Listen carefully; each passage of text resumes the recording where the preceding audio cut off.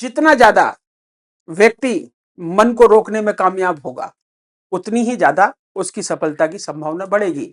ध्यान ही एकमात्र ऐसा रास्ता है जहां हम मन को आदेश दे सकते हैं, अपने हिसाब से चला सकते हैं। वो कब होगा? जब हम मन को ठीक से समझेंगे। मन की चार स्थितियां होती हैं। एक मन होता है जो योजना बनाता है। मन का दूसरा प्रकार होता है बुद्धि, जो अच्छे बुरे का निर्णय लेती है।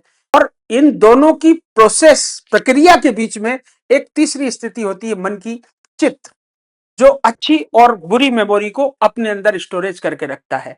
तो जैसे ही मन को योजना बनाता है पहला हिस्सा, तुरंत बुद्धि उस पर विचार करना शुरू कर देती है और चित्त उससे संबंधित जो जानकारी उसके पास है वो तुरंत निकाल के बाहर फेंक देता है।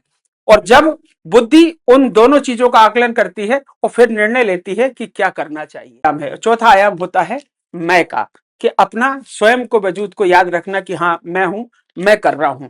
तो मन के ऐसे प्रकार, जब मन के इन खेलों को हम अच्छे से पकड़ लेते हैं और ये देख लेते हैं कि मन और हम अलग हैं।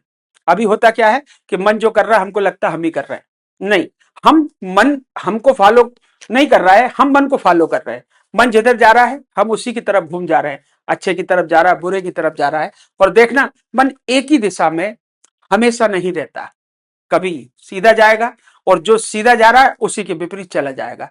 कभी किसी चीज को कहेगा बहुत अच्छा है और उसके कुछ देर बाद कहेगा कि नहीं ये अच्छी नहीं है। मन कोई निर्णायक नहीं है, मन सिर्फ गति करना जानता है। मन का जीवन ही गति करने में है। और मन जब रुकता है तो कहते हैं कि उसकी मृत्यु होती, मृत्यु नहीं होती है, ठहर जाता है। उसकी चाल, जब हम ध्यान की विधि करते हैं तो मन के जो भगने की गति है वो धीरे धीरे धीरे धीरे कम होती जाती है और एक स्थिति में ये हो जाती है कि मन बिल्कुल भगना बंद कर देता है और उस कर्म पे ठहरने लगता है जो कर्म हम करते हैं या हम उससे करवाना चाहते हैं। और जब जब भी मन किसी कर्म पे रुका, हमको बहुत रस आता है। और जब रस आता है तो गहरी स्मृति बनती है।